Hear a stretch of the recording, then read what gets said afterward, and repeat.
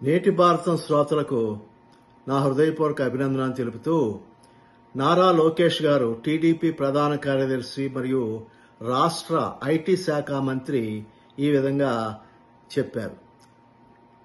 చట్టాన్ని ఉల్లంఘించి హింసను ప్రోత్సహించేటువంటి ఏ ఒక్కరిని కూడా ఆంధ్రప్రదేశ్ ప్రభుత్వం క్షమించదని ఆయన తెలియజేశారు. ఇటీవల జరిగిన ఒక బహిరంగ సభలో అల్లు అర్జున్ నటించిన పుష్ప 2 సినిమాలను ఒక డైలాగును రాజకీయ ప్రత్యర్థులైన వైఎస్ఆర్ కాంగ్రెస్ పార్టీ మద్దతుదారులు తమ రాజకీయ ప్రత్యర్థులను బలిపశువులతో పోలుస్తూ రఫా రఫా ఆడిస్తామని పుష్ప 2లో నా డైలాగ్తో చెప్పడం జరిగింది. దానిపై నారా లోకేష్ గారు స్పందిస్తూ ఆంధ్రప్రదేశ్ చాలా శాంతియుతమైనటువంటి పద్ధతులను అవలంబించి ప్రజలు చాలా శాంతియుత జీవనం గడుపుతున్నారని, ఇలాంటి కక్షపూరితమైనటువంటి చర్యలకు ఎవరైనా పాల్పడితే వారిని వదిలేది లేదని చెప్పి తెలియజేయడం జరిగింది. మన ఆంధ్రప్రదేశం శాంతిమయమైన రాష్ట్రం మరియు శాంతిమయమైనటువంటి దేశం. ఆంధ్రప్రదేశ్లో ఎవరైనా చట్టం తూలితే ఎవ్వరూ కూడా రక్షింపబడరు లేదా కాపాడబడరు.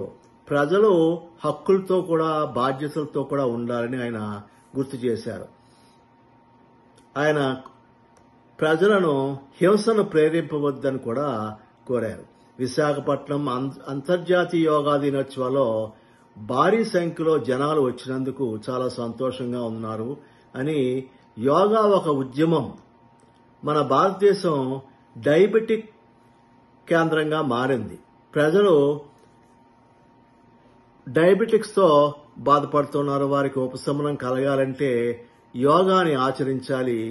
ఈ విధంగా మోడీ గారు కూడా ప్రజలకు మన జూన్ 21వ తేదీని యోగా డేగా ప్రకటించి యోగా పట్ల ప్రపంచ దేశాలకు కూడా ఆ ఆసక్తిని ప్రదర్శించేటట్లుగా చేశారు. ఇప్పుడు ప్రపంచంలో అనేక దేశాలు యోగాని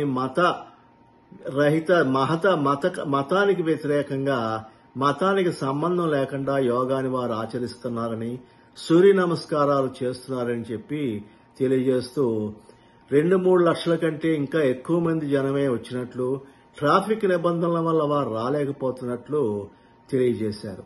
ఈ విధంగా ఆయన చంద్రబాబు నాయుడు గారికి, మోడీ గారికి కృతజ్ఞతలు తెలిపారు. ఈ వీడియో మీకు నచ్చినట్లయితే సబ్స్క్రైబ్ చేయండి, షేర్ చేయండి, కామెంట్ చేయండి. జై హింద్.